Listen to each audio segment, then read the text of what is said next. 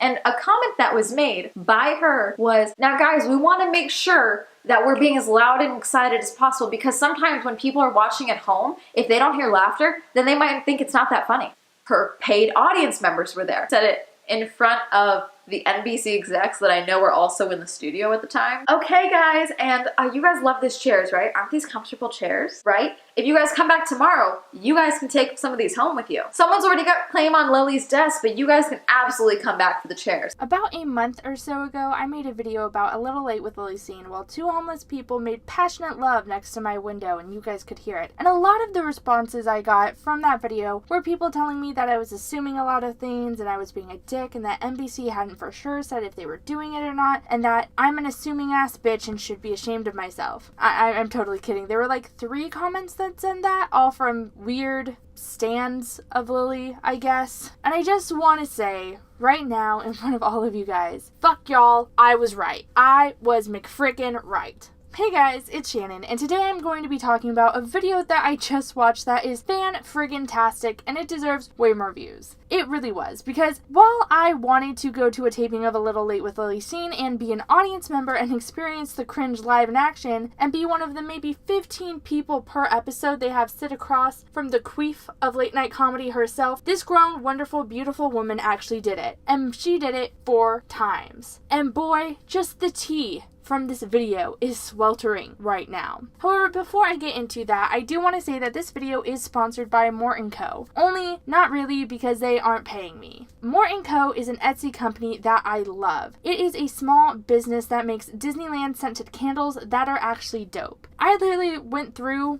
their account and bought every single candle I could from them, and now I own too many candles to be allowed to live in society. Straight up, the company is run by one of the nicest people in the world, and like me, they were disappointed in the magic candle company that other YouTubers promote, and they took it upon themselves to make better smelling candles to represent Disneyland. I highly suggest that you check them out. Again, this is not paid, I just genuinely like their products, and I buy them constantly, and I want to support this small business because they're fantastic. Also, they have a Fruit Loop smelling candle, and it just straight up, it rocked my McFrickin' world. And now, back to the video. So I am going to link Swell Entertainment's video in the description down below, so you guys can all subscribe to her and straight up watch that video, because honestly, she's a peach. Her video in every single way is going to be superior to my video, especially because you guys are going to be getting her first-hand account of what happened, while I am just going to be giving you the highlights that I think show this show is going to be canceled, because I think that's funny. Again, go sub to her, she's amazing. And now with that out of the way, let's begin this. First, let's start with one of the biggest things she dropped on us, the biggest thing that I thought was important, and that is where the show is filmed. Now, if you are like me and you're a veteran of film tapings, that's not anything, nobody's called it that ever, and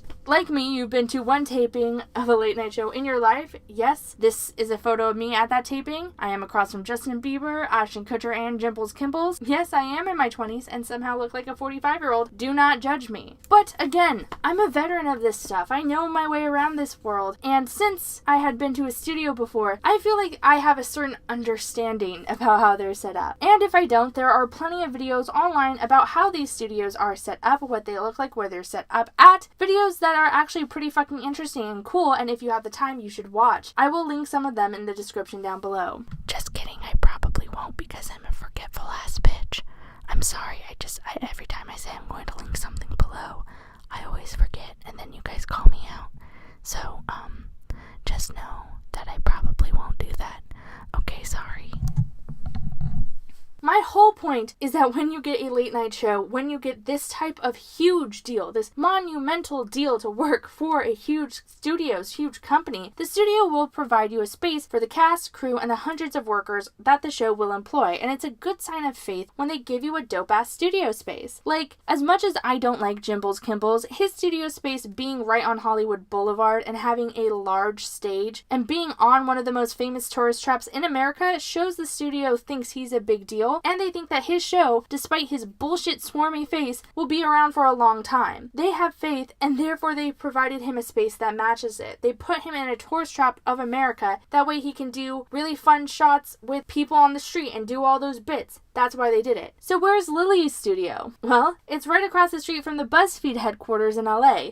Essentially in a rented out warehouse. Like, here is where BuzzFeed feeds all their buzzards, and here is where A Little Late with Lilly Singh tapes. It is not great. Also, when Googling this location, I found that the notable establishments that popped up on Google Images and Google Maps by A Little Late with Lilly Singh includes the likes of Ferguson Plumbing Supply, Fat Sal's Donuts, and, of course, Public Storage, or as I know it, the worst storage facility in the world because their security is terrible. At least, that is what I told people when I worked at a competing storage facility. Anyway, so them being across the street from BuzzFeed, away from the hustle and bustle of LA, so much so that in searching Google Earth for an image of the studio, I passed by it multiple times because the studio space is so lackluster and boring and just run-of-the-mill. That kind of shows how NBC and their bigwigs view Lilly. Literally looking at the establishment they have, it is clear to me they don't give a fuck about this show. It probably costs less than my apartment to rent, and my apartment is cheap as fuck. But also probably not. I mean, it's LA, and to rent a closet there is about $2 million whole dollars, so let's move on from that. The next thing that stood out to me is that she talked about the paid audience members, which personally I think is amazing. To me, there is nothing as funny as knowing that you had to pay people to come see a show, especially when you brag online about how dope you are every other day, when you shit on people every other day. The reaction I had when I found this out was similar to a reaction I assume I would have if I found out that Jake Paul had to do this for his stupid ass tours. But unfortunately, despite his haphazard ugly beard and his lack of ethics, he can in fact fill a room. Now, from what little I know about attending a live taping, which is very little, mind you, is that for certain shows, it is extremely difficult to get in. Like Jimmy Kimmel is a large show with a wide audience, and people take vacations to LA all the time, and some of them go exclusively to see him and his show, which is why if you go to the site to get tickets, they are rarely available. Most late night shows are the same way, with Conan being a huge draw for people to visit New York, along with Jimmy Fallon. Those shows are constantly pulling an audience and getting numbers, just live and in person. Me going there was only a favor because my friend's mom is a secretary to the bigwig at Disney. But that's not the case for Lilly. Lilly,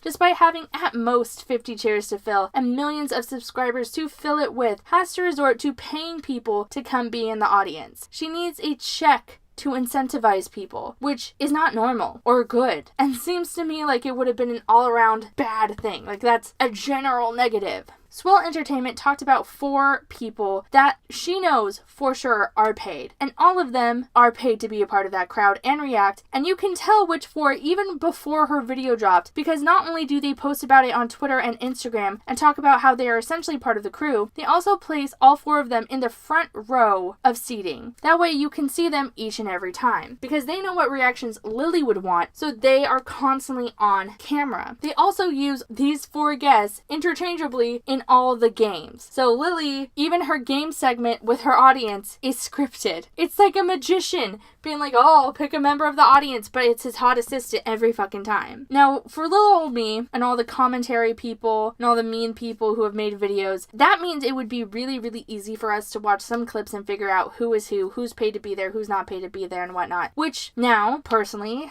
I have made a drinking game, which is whenever I see one of them, or I see an audience member in 2 different tapings, I drink. And I do that every time I force myself to watch content for this show, which is way more than I would like. The next point her video made was the fact that this show that was meant to be filmed live and televised to the entire nation and provide human people like me with an authentic interview between a celebrity and a woman who thinks she's celebrity because she paved the way for people like Amanda Cerny and Lele Pons, all the reaction shots are filmed far in advance. They're filmed before Lilly even comes out. Lilly doesn't make people laugh or talk or any of it. All of those are canned reactions. Now, this shocked me truly because I have seen some of the reaction shots from her show and they're not good. Like, I wouldn't assume they're canned because in every one I have found at least one person looking like, oh god, why Lily, why? That's the only way I can describe their face. I would put a montage of all those reactions, but the last time I did try to do that, I got a copyright strike, so I'm not looking to ride that horse again. That horse bucked me off and kicked me in the face, and now I die. But there are compilations online of her audience and their bad reactions, and to know that someone went on that stage and told them, okay, now guys,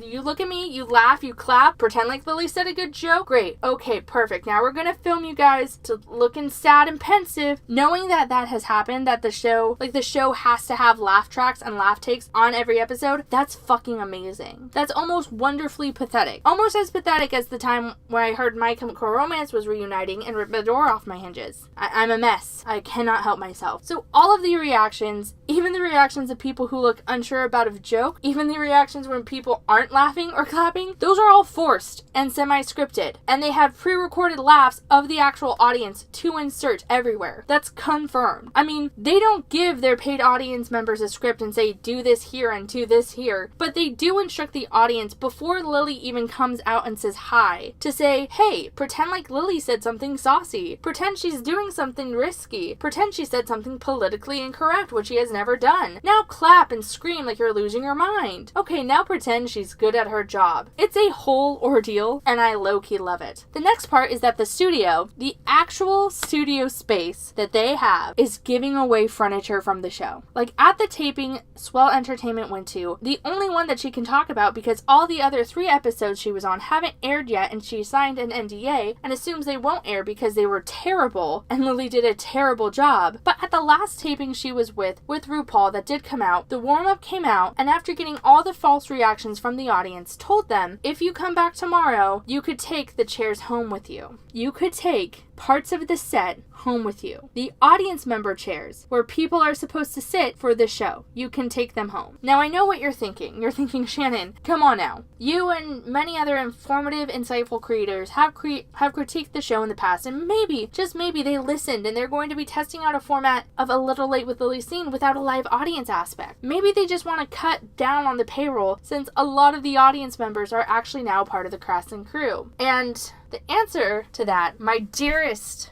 of dudes, is no. Because apparently someone is also taking home her desk and had dibs on it, as if her desk was already up for grabs. Which means this iconic missile tampon shaped desk that she straight up said was her staple of the show and her putting a modern edge on late night was going to be getting the axe and is probably going home with some random superfan. Which means NBC is now just down to give away props, staples of their shows now, which means they aren't planning to continue the show. It's a whole heck of a lot. There is so much more just premium content on Swell Entertainment's video and her channel, and it's truly deeply hilarious, so I genuinely hope you guys go out and watch her and give her some love. She was not one of the paid audience members, so for her to go, she had to pay and drive all the way down to the studio space, which again, not great. So support her as much as you guys can. Straight up with having to pay audience members to be there, having absolutely no draw of your own to pull people into attending your show, not being put in a decent space by NBC, her ratings still plummeting, and the fact that 3 out of the 4 shows that this beautiful woman attended haven't aired, even when they have people like Karen Gillian, that just shows me that this show, dead in the water. If she did so badly that even in some of her tapings,